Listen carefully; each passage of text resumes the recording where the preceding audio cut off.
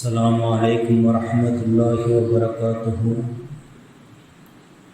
نحمده ونستعينه ونستغفره ونؤمن به ونتوكل عليه ونعوذ بالله من شرور أنفسنا من يهده الله فلا مضل له ومن يضلل فلا هادي له وأشهد أن لا إله إلا الله وحده لا شريك له وأشهد أن محمدا عبده ورسوله صلى الله على محمد صلى الله عليه وسلم. ஏழு வானங்களையும் ஏழு பூமியையும் படைத்த அல்லாஹ்விற்கே அனைத்து புகழும் உண்டாகட்டுமாக. எம்முடைய உயிரினும் மேலாகிய கண்மணி நாயகம் ஸல்லல்லாஹு அலைஹி வஸல்லம் அவர்கள் மீதும் அவர்களை அப்படியே பின்பற்றிய சத்திய சஹாபாக்கள், நாதாக்கள், சுகதாக்கள், அவுலியாக்கள், இறை நேசர்கள், இன்னும் முழு உலகில் ஈமான் கொண்டு வாழும் நம்முடைய சகோதர சகோதரிகள், இன்னும் நம்முடைய அனைவரின் மீதும் அல்லாஹுடைய சாந்தியும் சமாதானமும் கருணையும் இரக்கமும் அருளும் பாக்கியமும் என்றென்றும் நின்று நிலவட்டுமாக. ஆமீன். கண்ணியத்திற்குரியவர்களே, நான் பேச இருக்கின்ற இந்த தலைப்பாகிறது நம்முடைய மூத்த உலமாக்கள் அந்த குறிப்பிலிருந்து பேசப்படுகிறது. கண்ணியத்திற்குரியவர்களே, ரப்புல் ஆலமீன் நமக்கு வழங்கிய அருள்கொடைகளில் உடல் ரீதியான அருள்கொடைகள் மிக அதிகம். நாம் அந்த அருள்கொடைகளை சரியாக பயன்படுத்தும் தருணம் வாலிப பருவம்தான். மனித வாழ்க்கையின் 3 பருவங்களில் வாலிபமே உயர்ந்து நிற்கிறது. காரணம், சிறு வயது அறியாமைக்கு சொந்தமானது, வயோதிகம் இயலாமைக்கு சொந்தமானது, இளமையே சாதனைக்கு சொந்தமானதாகும். உலகில் சாதனையாளர்களாக வலம் வருபவர்கள் தங்களின் சாதனைக்கான விதையை வாலிபத்தில்தான் தூவினார்கள். கண்ணியத்திற்குரியவர்களே, வாலிப பருவம் அல்லாஹ் நமக்கு அருளிய அனைத்து நியாமத்துகளும் முழுமையாக செயல்படும் பருவமாகும். அதனால்தான் அல்லாஹ் அதை பலமிக்கது என்று வர்ணிக்கின்றான். வாலிபம் பாக்கியமானதுதான், அதே சமயம் ஆபத்தானதும் கூட. இந்த பருவத்தில் நிகழும் தீய பழக்கங்களின் விளைவு முழு வாழ்வையும் சங்கடத்தில் ஆக்கிவிடும். கண்ணியத்திற்குரியவர்களே, நாளை மறுமையிலே 4 கேள்விக்கு பதில் கூறாதவரை ஒரு அடியானின் கால்கள் செயல்படாது. அவைகள்: முதலாவது, வாழ்நாளை எப்படி கழித்தாய்? இரண்டாவது, வாலிபத்தை எப்படி அழித்தாய்? மூன்றாவது, பொருளை எப்படி சேர்த்தாய், எப்படி செலவு செய்தாய்? நான்காவது, கற்ற கல்வியை கொண்டு என்ன அமல் செய்தாய் என்பதாக நாளை மறுமையிலே கேட்கப்படும் என நம்முடைய உயிரினும் மேலாகிய கண்மணி நாயகம் ஸல்லல்லாஹு அலைஹி வஸல்லம் அவர்கள் கூறினார்கள். இப்போ கண்ணியத்திற்குரியவர்களே, இந்த ஹதீஸிலே கூறப்பட்ட வாழ்நாளுக்கு கீழ் வாலிபம் வந்துவிட்டாலும் அல்லாஹ் வாலிபத்தை தனியாக விசாரிப்பான் என்பதிலிருந்து அதனுடைய முக்கியத்துவத்தை நாம் விளங்கிக் கொள்ள முடிகிறது. வாலிபம் என்பது ஒரு வகையான பைத்தியம் என்று நபி ஸல்லல்லாஹு அலைஹி வஸல்லம் அவர்கள் கூறினார்கள். ஆம், உண்மைதான். சிலருக்கு பெண் மீது பைத்தியம், சிலருக்கு பணத்தின் மீது பைத்தியம், சிலருக்கு அழகான ஆடையின் மீது பைத்தியம், சிலருக்கு கம்ப்யூட்டர் லேப்டாப் மீது பைத்தியம், சிலருக்கு மொபைல் பைத்தியம், வேறு சிலருக்கோ பைக் கார் மீது பைத்தியம். இந்த மாதிரி உலகில் உள்ள அனைத்து விஷயங்களின் மீதும்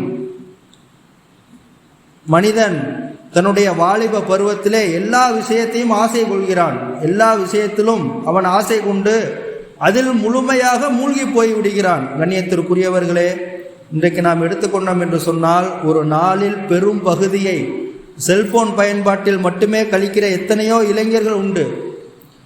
இதுவும் ஒரு வகை போதைதான். அவர்கள் செல்போனை பிரிந்தாலோ அல்லது அவர்களின் செல்போன் தொலைந்தாலோ ஒரு வகையான மனநிலை பாதிப்புக்குள்ளாக்கி விடுகிறார்கள். இன்றைய இளைஞர்களின் கல்விக்கும் ஒழுக்கத்திற்கும் சவாலாக இருப்பது இணையதளங்களும் குறிப்பாக ஃபேஸ்புக்கும் என்று சமீபத்திய கணக்கெடுப்பு கூறுகிறது. இவர்கள் எப்படிப்பட்டவர்கள் என்று சொன்னால் அல்லாஹ் பாதுகாக்க வேண்டும். பெற்றோரை பிரிந்து கூட இருந்து விடுவார்கள், ஆனால் ஃபேஸ்புக்கை பிரிந்து இவர்களால் இருக்க முடியாது. இங்கே நாம் இஸ்லாமிய இளைஞர்களை பற்றி கவலைப்பட வேண்டும். தடம்புரளாத வாலிபனை பார்த்து அல்லாஹ் ஆச்சரியப்படுகிறான் என்றும், இறைவணக்கத்தில் ஈடுபடும் ஒரு வாலிபனுக்கு அல்லாஹ் தன் அர்ஷின் நிழலில் இடமளிப்பான் என்றும் நபி ஸல்லல்லாஹு அலைஹி வஸல்லம் அவர்கள் கூறுகிறார்கள். அப்படிப்பட்ட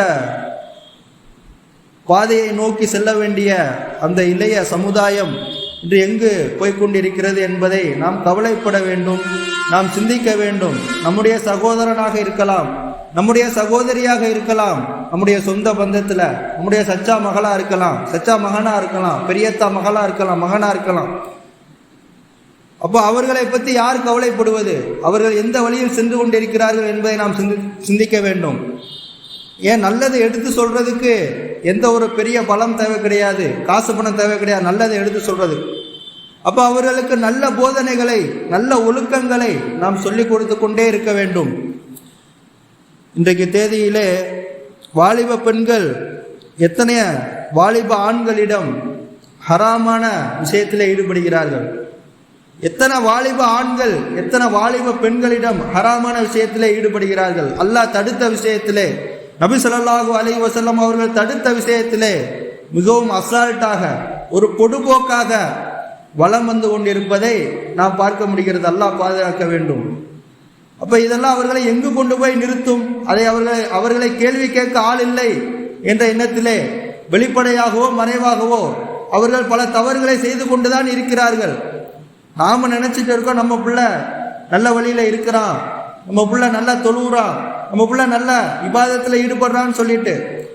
ஆனால் நம்மை தாண்டி அவர்கள் காலேஜில் இருக்கும்போது, அவர்கள் வெளியே செல்லும் பொழுது அவர்களுடைய நடவடிக்கை எப்படி இருக்கிறது என்று நாம் பார்க்க வேண்டும்.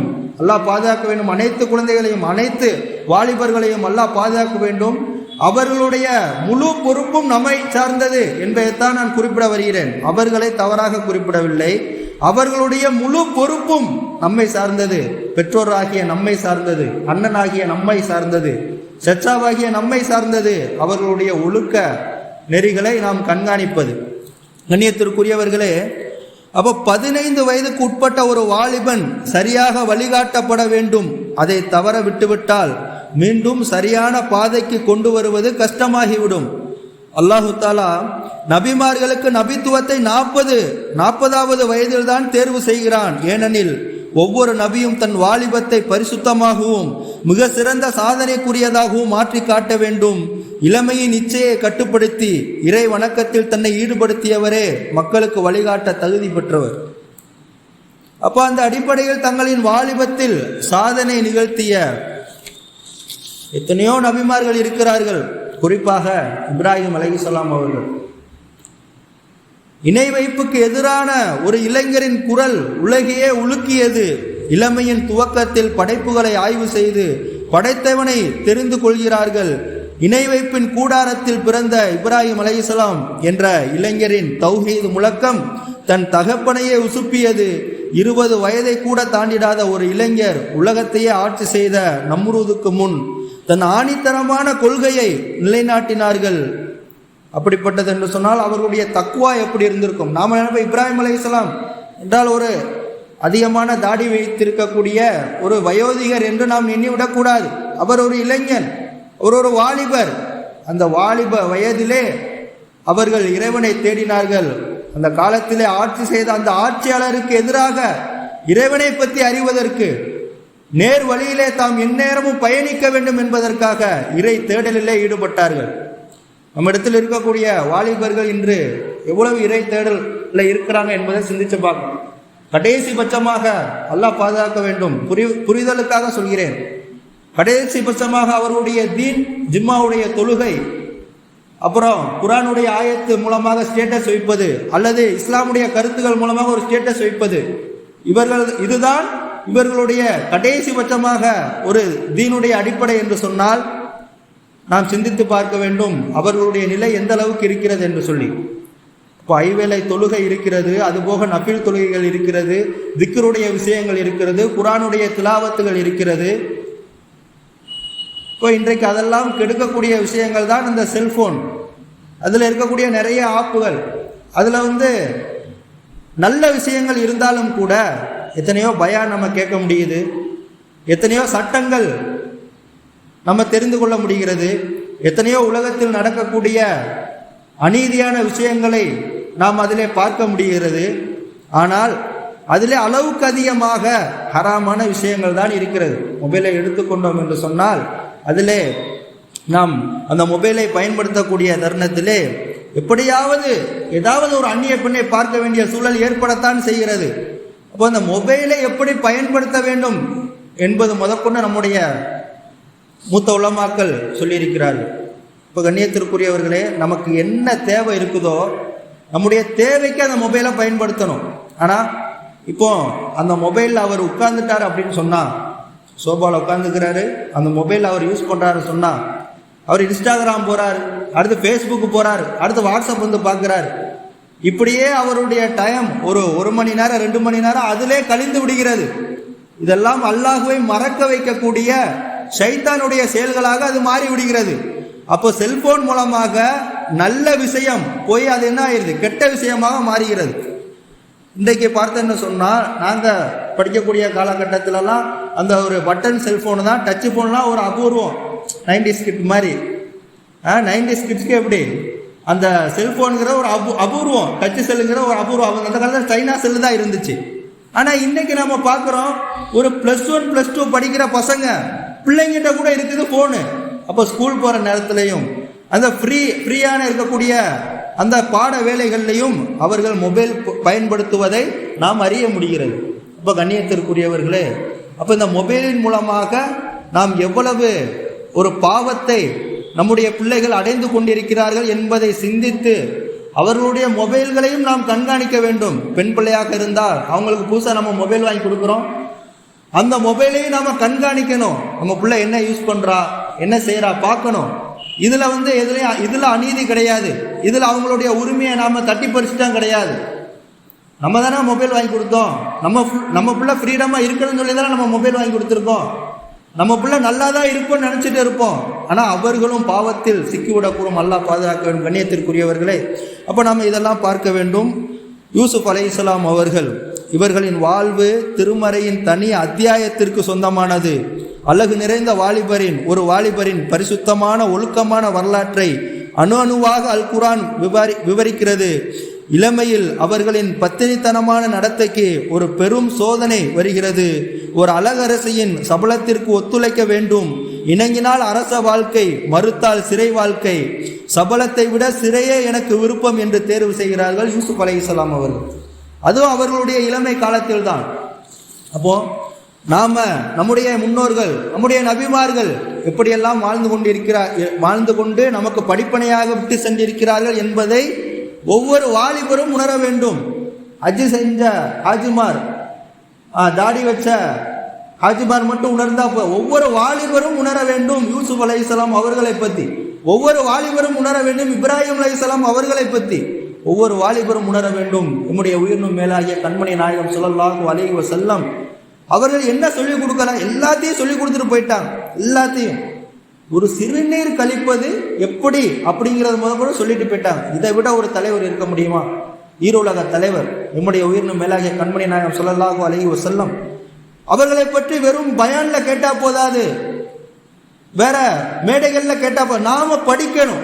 நாம தனியாக எடுத்து அவருடைய வாழ்க்கை வரலாறு, எந்தெந்த விஷயத்தை எப்படியெல்லாம் அவர்கள் அணுகி இருக்கிறார்கள் என்பதை நாம் படித்தோம் என்று சொன்னால் அவர்களுடைய வாழ்க்கையை பின்பற்றக்கூடிய அந்த விஷயங்களிலே நாம் அதிகமாக ஈடுபடுவோம். ஒவ்வொரு விஷயத்தையும் சொல்லிக் கொடுத்துருப்பார். எப்படி நடக்கணும், எப்படி பார்க்கணும், எல்லா விஷயத்தையும். பொய் பேசக்கூடாது, புறம் பேசக்கூடாது, அந்நிய பெண்களை பார்க்கக்கூடாது, எல்லா விஷயத்தையும் சொல்லிக் கொடுத்துருப்பார். இதெல்லாம் நம்ம எப்போ கடைபிடிக்கிறது? இப்போ கண்ணியத்திற்குரியவர்களே, இதை கடைபிடித்தோம் என்று சொன்னால் அல்லாஹ் நமக்கு ஈருலகத்திலும் வெற்றியை கொடுப்பான். உலகத்துல கண்ணியத்தை கொடுப்பான், உலகத்துல நல்ல வாழ்க்கையை கொடுப்பான், உலக வாழ்விலே பரக்கத்தை ஏற்படுத்துவான். இளைஞர்கள் என்று சொன்னவுடன் கல்யாணம் ஆகாதவங்க மட்டும் கிடையாது, திருமணம் நிக்க ஆகாதவங்க மட்டும் கிடையாது, நிக்க ஆனவங்களும் கூட. நிக்க ஆனவங்களும் அந்நிய பெண்ணை பார்க்க கூடாது தானே, நிக்க ஆனவங்களுக்கும் அதுதான். அப்ப கண்ணியத்திற்குரியவர்களே, இளைஞன் என்று குறிப்பிடுவது அவர்களையும் சேர்த்துதான். கண்ணியத்திற்குரியவர்களே, ஒரு சமுதாயத்தின் முதுகெலும்புகள் இளைஞர்கள் தான். அவர்களின் ஒழுக்கம் சீரழிந்து விட்டால் அச்சமுதாயமே சீரழிந்து விடும். அதனால் நபி ஸல்லல்லாஹு அலைஹி வஸல்லம் அவர்கள் உருவாக்கிய சமுதாய இளவல்களை ஒழுக்க சீலர்களாகத்தான் உருவாக்கினார்கள். நபி ஸல்லல்லாஹு அலைஹி வஸல்லம் அவங்களை சுற்றி இருக்கக்கூடிய சஹாபாக்கள் ஒழுக்க சீலர்களாக இருந்தார்கள். நம்முடைய முன்னோர்கள் அப்படித்தான் இருந்தார்கள். ஒவ்வொரு சின்ன விஷயத்தை கூட நாம எதை சின்ன விஷயமாக கருதுகிறோமோ அந்த விஷயத்தை அவர்கள் பெரிய ஒரு பாவம் செய்ததை போல அவர்கள் என்ன செய்வார்கள், எண்ணிக்கொண்டு அதற்குண்டான தௌபா மேற்கொள்ள வேண்டும் என்று அவர்கள் துடிப்போடு இருப்பார்கள். கண்ணியத்திற்குரியவர்களை, வாழ்நாளில் வாலிபம் ஒரு அமானிதம். இனிக்கும் இளமையை இன்பமாக மட்டுமே கழித்து விட்டவர்கள் காலம் கடந்தேனும் வருந்துவார்கள். எதையும் செய்யும் துடிப்புள்ள அப்பருவத்தை பயனுள்ளதாக மாற்றிக்கொண்டவர்களே மிக சிறந்த புத்திசாலிகள். அப்போ வாலிப பருவம் ஒரு அபார சக்திகளை கொண்ட வீர தீரமிக்க ஒரு பருவமாக இருக்கிறது. உருவாக்கங்களை செய்கின்ற பருவம். எமது முன் சென்ற நல்லடியார்களான இளைஞர்கள் தாவா களத்திலும் தியாகத்திலும் அறிவிலும் போராட்டத்திலும் சிறந்த முன்மாதிரிகளாக எமக்கு விட்டு சென்றுள்ளனர். அத்துறைகளில் அவர்கள் சாதனைகள் படைக்கின்ற போது 20 வயதை கூட அடைந்திருக்கவில்லை என்பதுதான் உண்மை. இப்போ நாம இப்பெல்லாம் தாவா செய்யறது பார்க்கறதுக்கே ரொம்ப அபூர்வமாக இருக்கிறது. தாவா செய்யக்கூடிய இளைஞர்கள் குறைந்து கொண்டே வருகிறார்கள் என்றுதான் என்ன தோன்றுகிறது. இப்போ அதிகமாக தாவா செய்வது, அதிகமாக சமூகத்தில் என்ன பிரச்சனை நடந்து கொண்டிருப்பது என்பதை நாம் சிந்திக்க வேண்டும். நம்முடைய சமுதாயத்தில் எத்தனையோ, இதை போர் என்றுதான் சொல்ல வேண்டும், எத்தனையோ போர்கள் தொடுத்து கொண்டிருக்கிறார்கள். அதை பேனாக்களின் மூலமாக, அதை மீடியாக்களின் மூலமாக, செய்தித்தாள்களின் மூலமாக நம்முடைய சமுதாயத்தின் மீது எத்தனையோ போர்களை தொடுத்து கொண்டுதான் இருக்கிறார்கள். அதையெல்லாம் நாம் எப்படி கையாள வேண்டும், அதை எப்படி எதிர்நோக்க வேண்டும், நம்முடைய பின்வரக்கூடிய சந்ததிகளை எவ்வாறு நாம் பாதுகாக்க வேண்டும் என்பதை பற்றி யோசித்தாலே நம்முடைய எல்லா விஷயங்களும் சரியாகிடும். ஏன், நல்ல விஷயத்தை பற்றி யோசிக்கும் போது கெட்ட விஷயம் தானா அகன்றும், நல்ல செயல்களை அதிகமாக செய்யும் பொழுது கெட்ட செயல்கள் தானா அகன்றும். அப்ப இந்த நல்ல செயல்களை செய்யாததின் விளைவு இன்னைக்கு எவ்வளவு குடும்பத்தில் எவ்வளவு குடும்பத்தில் எவ்வளவு பிரச்சனை நடந்துட்டு இருக்கு. அந்த வாலிப பெண்களின் மூலமாக எவ்வளவு பிரச்சனை, வாலிப பசங்களின் மூலமாக காலேஜ் தான் படிச்சுட்டு இருக்கான், அவன் ஏதாவது ஒரு பித்தனாவை கிளப்பி ஏதாவது ஒரு பெரிய பிரச்சனை அந்த குடும்பத்தையே மாட்டி விட்டு போயிடலாம். பார்க்குறோமா இல்லையா? கடைசியில் அந்த குடும்பமே ஊரில் வாழ முடியாத ஒரு சூழ்நிலையே ஏற்பட்டுருது. இப்போ கண்ணியத்திற்குரியவர்களே, நம்ம கிட்ட இருக்கக்கூடிய சின்ன ஒழுக்கம் நம்முடைய ஈருலக வெற்றிக்கும் காரணமாகிவிடும். அதே போல நம்ம கிட்ட இருக்கக்கூடிய சின்ன ஒரு பாவமான ஒரு செயல் நம்முடைய ஈருலகத்தினுடைய கண்ணியம் போயிடும், ஈருலகத்துடைய பரக்கத்து போயிடும், நம்முடைய வாழ்வு சீரழிவான ஒரு வாழ்வாக போயிடும். எது? ஒரு சின்ன பாவம். கண்ணியத்திற்குரியவர்களை, நாம் சொல்ல வருவது நம்முடைய இளைஞர்களுடைய ஒழுக்கம் எப்படி இருக்கிறது என்பதை நாம் சிந்தித்து பார்த்து கொண்டே இருக்க வேண்டும். மக்காவில் தாம் ஏற்றுக்கொண்ட இஸ்லாமிய கொள்கைக்காக தண்டனைகளையும் துன்பங்களையும் அனுபவித்த எத்தனையோ நம்முடைய முன்னோர்கள் அப்போது வளர்ந்து வரும் பருவ வயதை உடைய இளைஞர்களாகவே இருந்தனர். உதாரணமாக எத்தனையோ சஹாபிகளை சொல்லலாம். முஸஅப் இப்னு உமைர் ரலியல்லாஹு அன்ஹு அவர்கள், ஜுபைர் இப்னு அவ்வாம் ரலியல்லாஹு அன்ஹு அவர்கள், தல்ஹது அல் ஹைர் ரலியல்லாஹு அன்ஹு அவர்கள், சஅத் இப்னு அபி வக்காஸ் ரலியல்லாஹு அன்ஹு அவர்கள், அலி இப்னு அபு தாலிப் ரலியல்லாஹு அன்ஹு அவர்கள் போன்றவர்கள் அவ்விளைஞர்களில் சிலராகும். இவர்கள் அபு தாலிப் எனும் பள்ளத்தாக்கில் சிறைபிடிக்கப்பட்டிருந்த வேளை, பசியும் தாகமும் இவர்களை பதம் பார்த்து கொண்டிருந்த வேளை, தங்களது வயிற்றினை வரிந்து கட்டிக்கொள்ளும் அளவுக்கு அவர்கள் பசியோடு இருந்தார்கள். இவர்கள் பசியின் கொடுமையால் சாப்பிடுவதற்கு எதுவுமின்றி இலைகுலைகளை சாப்பிட்டு கொண்டிருந்தனர். அப்போது இவர்களது வயது 15 கூட தாண்டி இருக்கவில்லை என்பதாக குறிப்பிடப்பட்டது. இப்போ கண்ணியத்திற்கு 15 வயசு கூட தாண்டலை. அப்போ அவங்களுக்கு அல்லாஹ்வின் மீது எவ்வளவு ஒரு இறை அச்சம் இருந்திருக்கும், அல்லாஹ்வின் மீது எவ்வளவு ஒரு அன்பு இருந்திருக்கும், நபி ஸல்லல்லாஹு அலைஹி வஸல்லம் அவருடைய கட்டளைகள் மீது எவ்வளவு ஒரு தாத்பரியம் இருந்திருக்கும். அது அப்படியே அடிபணிஞ்சு அவங்க என்ன செஞ்சாங்க, நடந்தாங்க. ஆனால் இன்றைக்கு நம்மிடத்தில் இருக்கக்கூடிய பிள்ளைங்க அவங்க பெற்றோர் சொல்ற பேச்சை கூட மதிக்கிறது இல்லை, அவங்களுடைய ஆசிரியர் பேச்சை கூட மதிக்கிறது இல்லை. அப்ப எப்போது பெரியவர்களின் பேச்சை, எப்பொழுது குறிப்பாக நம்ம அடிக்கடி சொல்வதுண்டு, எப்போது ஒரு மகன் ஒரு மகள் தன்னுடைய பெற்றோருடைய பேச்சை கேட்கவில்லையோ, தீனுக்கு மாற்றமாக இல்லாது இருக்கும் பொழுது எப்பொழுது தன்னுடைய பெற்றோருடைய பேச்சை கேட்கவில்லையோ அப்போவே அவன் உருப்படாம போறதுக்கு வழியை ஏற்பாடு பண்ணிட்டான்னு அர்த்தம். அவனுக்குள்ள உருப்படாம போற வழிய அவனே ஏற்பாடு பண்ணிட்டான்னு அர்த்தம். எப்போ? தன்னுடைய பெற்றோருடைய பேச்சை கேட்காமல் இருக்கும் பொழுது. அந்த பெற்றோர் எப்படி வேணாலும் இருக்கலாம். அந்த பெற்றோர் அறிவாளியாக இருக்கலாம், அந்த பெற்றோர் இல்ல ஒரு சாதாரணமான வேலை பார்த்து கொண்டு இருப்பவராக இருக்கலாம், அல்லது அந்த பெற்றோர் கவர்மெண்ட் வேலையில பார்த்து கொண்டவங்களாக இருக்கலாம். ஆக மொத்தம் பெற்றோர், அவ்வளவுதான். ஆக மொத்தம் நம்ம அம்மா அத்தா, அவ்வளவுதான். அவங்களுடைய பேச்சை எப்பொழுது நாம் மறிக்கிறோமோ நம்மளுடைய செயல்கள் அனைத்தும் பாழாக போவதற்கு அது காரணமாகிவிடும். கண்ணியத்திற்குரியவர்களே, அப்போ இளைஞர்களாகிய நாம் நம்முடைய சகோதர சகோதரிகளையும் நாம் கண்காணித்து அவர்களுக்கும் ஒழுக்க விஷயங்களை நாம் சொல்லிக் கொடுத்து அதை சொல்லிக்கொண்டே இருக்க வேண்டும். சொல்லுவதில் எந்த ஒரு பிரச்சனையும் இல்லை, நம்ம சொல்லிக்கொண்டே இருக்கணும். அது கேட்கறதும் கேட்காததும், அவர்கள் முயற்சி செய்வதும் செய்யாததும் அல்லாஹ்வுடைய நாட்டம். ஆனால் நம்முடைய கடமை அவர்களுக்கு சொல்லிக்கொண்டே இருக்க வேண்டும். அல்லாஹ்வின் தூதர் ஸல்லல்லாஹு அலைஹி வஸல்லம் அவர்கள் உமைர் ரலியல்லாஹு அன்ஹு அவர்களை கண்டு பத்ர் யுத்தத்தில் கலந்து கொள்வதை தடுக்காமல் இருப்பதற்காக ஏனையவர்களுக்கு பின்னால் மறைந்து கொண்டிருந்தார். இதனை கண்ட நான், என் அருமை சகோதரனே, நீ ஏன் இவ்வாறு மறைந்து கொண்டிருக்கின்றாய் என கேட்டேன். அப்போது அல்லாஹ்வின் தூதர் ஸல்லல்லாஹு அலைஹி வஸல்லம் அவர்கள், என்னை கண்டால் நான் சிறியவன் என கூறி என்னை யுத்த களத்திற்கு வராமல் தடுத்து விடுவார்களோ என நான் பயப்படுகின்றேன். ஆனால் நானோ யுத்தத்தில் கலந்து கொண்டு அல்லாஹ் எனக்கு ஷஹாதத், வீர மரணத்தை தர வேண்டும் என விரும்புகின்றேன் என்றார். அப்போ அன்னைக்கு இருக்கக்கூடிய நம்முடைய முன்னோர்கள், அந்த சஹாபிகள் சின்ன பசங்க, சின்ன வயது உடையவர்கள் தான். அந்த நேரத்திலும் அவர்கள் ஷஹாதத்தை விரும்பினார்கள். இன்னைக்கு நாம உயிரை கொடுக்க சொல்லல, தீனுக்காக நம்ம உங்களை உயிரை கொடுங்க அப்படின்னு நம்ம சொல்லல. தீனுக்காக, தீன்ல என்ன சொல்லப்பட்டிருக்கோ அதை செய்யுங்கன்னு தான் சொல்ல வருது. தீன்ல என்ன தடுக்கப்பட்டிருக்கோ அதை விட்டு தவிர்ந்துருங்கன்னு தான் சொல்லப்பட்டிருக்கு.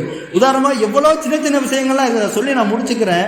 ஒரு பிறந்த நாள் கொண்டாட்டம், அதை தவிர்த்து இருக்கிறதுனால நமக்கு ஏதாவது ஆபத்து வரப்போதா? ஒரு பிறந்த நாள் கொண்டாட்டம், அதை நான் தவிர்த்து இருக்கிறேன், இதனால எனக்கு ஏதாவது ஆபத்து வரப்போதா? எந்த ஆபத்து வரப்போகுது? இதை தவிர்த்துருங்களேன், இதை தவிர்த்துருங்களேன். பொய் சொல்லாம இருக்கிறதுனால எனக்கு ஏதாவது ஆபத்து வரப்போகுது, இதை தவிர்த்துருக்கலாமா? புறம் பேசாம இருக்கிறதுனால, புறம் பேசாம இருக்க ஏதாவது பிரச்சனை வரப்போதா? இல்லையா, இதை தவிர்த்துருக்கலாம். அந்நிய பெண்ணை பார்க்காம இருக்கிறதுனால, அப்ப இதெல்லாம் நம்ம தவிர்த்து இருக்கலாமே, அதைத்தான் நம்ம சொல்றோம். கண்ணியத்திற்குரியவர்களே, அதே போலதான் இன்றைக்கு தினத்திலே நம்ம எவ்வளவு அனாச்சாரங்களை நாம பார்த்து கொண்டிருக்கோம். அப்ப இதெல்லாம் தவிர்த்து இருக்கிறதுனால நமக்கு எவ்வளவோ நல்ல விஷயங்கள் நமக்கு அல்லாஹ் தஆலா வச்சிருப்போம். அதெல்லாம் மறந்து நம்ம இந்த மாதிரியான விஷயங்களை செய்யும் பொழுது நம்முடைய அல்லாஹ் கொடுத்த அந்த அமானிதமான நேரமும் வேஸ்டா போயிருது, நம்முடைய காசு பணமும் செலவாகி போயிருது, நம்முடைய அமல்களும் சீர்கட்டு போகிறது என்றுதான் சொல்ல வேண்டும். ஆக கண்ணியத்திற்குரியவர்களே, அல்லாஹ் தஆலா நம்முடைய அனைத்து இளைஞர்களையும் நம்முடைய குழந்தை செல்வங்களையும் அல்லாஹ் தஆலா இது போன்ற தேவையில்லாத விஷயங்களை விட்டும், எது